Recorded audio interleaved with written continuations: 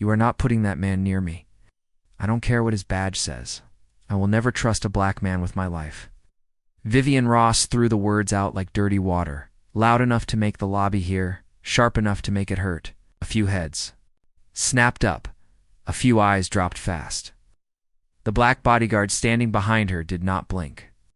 He only watched the room the way men who have seen real danger always do.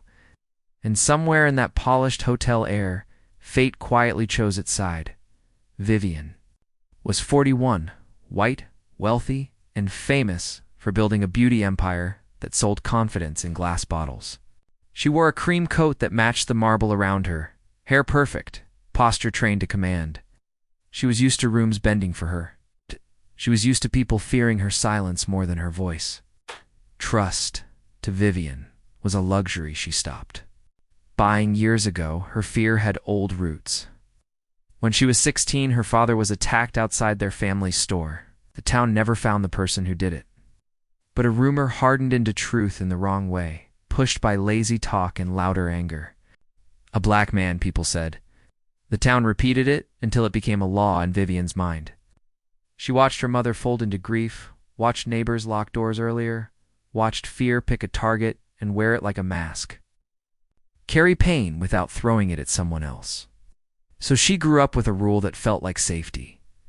Never trust them, never get close, never need them. Success later gave her a new kind of armor. She built her company fast, sharp, and brilliant. She learned to keep control because control felt like protection. She dated men who fed her power, cut off anyone who challenged her, and treated warmth like weakness. People praised her toughness. She believed it made her right. Tonight, Vivian arrived at the Crestline Hotel in Chicago for a black-tie product launch. Cameras waited upstairs. Investors waited upstairs. Her speech waited upstairs.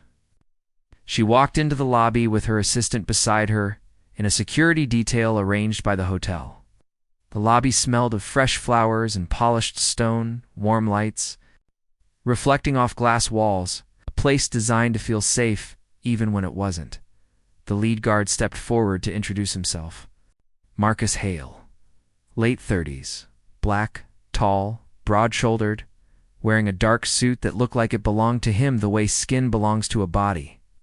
His face was calm, his eyes scanning the edges of the room, instead of seeking approval from the D. Center, he carried an earpiece and a stillness that didn't come from arrogance, came from training. Vivian looked at him and felt the old rule rise like a reflex. She turned to the hotel manager and demanded someone else. "Feel safe," she said. His kind of men couldn't be trusted. She pushed the words out with a laugh that tried to make cruelty sound reasonable. She made sure people heard her, because public agreement would keep her from facing her own fear. The lobby tightened. A bellhop paused mid-step, couple near. The elevator pretended to study their phones. The manager's smile fell into something strained, careful. Marcus stayed still, not because he didn't feel the insult, but because dignity is a discipline. He said calmly that she could choose another guard if she wanted, that his job was her safety, not her comfort. He stepped back one pace, then widened his position so he could still watch the lobby without being in her shadow. Vivian felt a cold satisfaction. Control restored. She turned toward the elevators, heels clicking on marble, chin high as if she had cleared a threat instead. "I've created one." Her assistant walked close, wishing the floor would open and take the moment away. They moved across the lobby. Guests in evening wear drifted past in soft chatter, the kind of rich calm that assumes nothing bad can happen here. Vivian was already thinking about her speech, her photos, the perfect story she would sell upstairs. Marcus was thinking about something else. He noticed the man near the lounge doorway, who'd up though the lobby was warm, hands buried too deep in his jacket, feet angled not toward waiting but toward leaving fast. His eyes were not wandering the room like a guest. They were fixed on Vivian with a hard, hungry focus. Marcus had learned to read danger in places that didn't smell like danger. In war zones, in crowded streets, in quiet rooms where death arrives without yelling first. A half second before the weapon appeared, He stepped closer, not dramatic, just decisive. Placing himself between Vivian and the line of sight, Vivian snapped at him to stop hovering. Her voice was sharp and annoyed, still riding the high of humiliation. Marcus didn't argue. His eyes stayed on the hooded man. The hooded man moved. His arm came up fast. A weapon flashed in the lobby light. The world cracked open. People screamed. Some ducked behind columns. Some froze, eyes wide, bodies locked in disbelief. Vivian's face emptied of color, her brain struggling to understand that the danger she mocked was real, and it was aimed at her. Marcus moved before anyone else could think. He didn't check his pride. He didn't weigh her words against her life. He did not pause to wonder if she deserved saving. He lunged forward, shoving Vivian backward toward the wall and throwing his body into the shot's path. He took the hit. His shoulders jolted. His breath left him in a rough gasp. He dropped to one knee, then caught himself with one hand, staying upright through pain that would have folded most men. Another guard tackled the attacker, driving him to the floor. The weapon skidded across. Marble's security swarmed in like a wave finally released.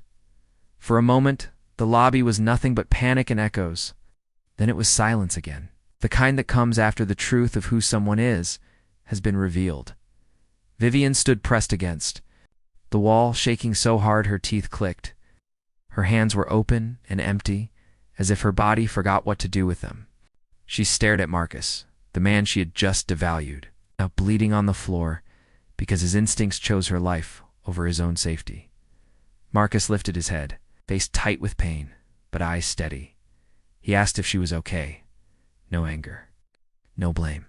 No lecture. Just duty. Vivian's throat closed. She dropped to her knees on the cold marble without thinking.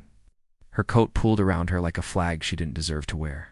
She tried to speak, but the first words came out broken. She said she was sorry. She asked why he did that for her after what she said. Marcus swallowed, breathing hard. He answered in the simplest way possible, because it was right. Medics rushed. Enan lifted him onto a stretcher. Guests stood in still shock, not filming now, not talking, just watching a kind of bravery most of them had never had to practice. As Marcus was wheeled away, the room didn't clap. It didn't need to. The respect was visible in the way people looked at him like they had just met honor in human form. The attacker was arrested within minutes. Later, investigators tied him to a competitor who had been threatening Vivian's company for months. The launch had been a target. Her drivers had warned her. The only reason she was alive was because a man she refused to trust read the room and chose her anyway. That night, the gala was delayed. Cameras waited upstairs, but Vivian didn't care. About applause anymore? She sat alone in a quiet suite, hands trembling in her lap, replaying the moment over and over. Not the weapon, not the fall, the step, the choice. Calm face that saved her without asking for her respect first. By morning, shame and clarity had fused into something she could not ignore. She went to the hospital before press could shape the story. Marcus lay bandaged, tired but awake. Vivian stood at the door like a student entering a hard lesson. She apologized again, this time without excuses, without defensiveness. She told him where her fear came from, how pain had taught her a story. That was never fair. She admitted she had used that story to keep herself safe and to hurt people who didn't deserve it. She said she didn't want to be that person anymore. Marcus listened. He didn't rush forgiveness. He didn't demand.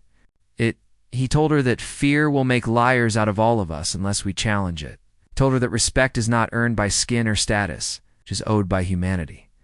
And that choosing to change is the only way pain stops spreading. Vivian left the hospital smaller in pride and bigger in truth. Weeks later, she made a public statement naming Marcus Hale as the man who saved her life. She didn't turn it into a brand moment, she turned it into a responsibility. She funded scholarships in his name for young people who wanted to serve in public safety. She met with community leaders without cameras. She began listening more than she spoke. Inside her company, people noticed her edges soften into something stronger than sharpness. She started asking who was being left unheard. She started building a culture that valued dignity before performance, Vivian didn't become perfect. She became awake. Some people learn respect from comfort. Others learn it when their life is placed in hands they once refused to see as human. Vivian's lesson arrived in a heartbeat of danger, paid for by a man who owed her nothing and still chose what was right. If this story moved you, comment where you're watching from and share a moment that changed how you saw people. Subscribe for more stories about quiet courage, hard truths, and the kind of honor that steps forward even when it isn't owed.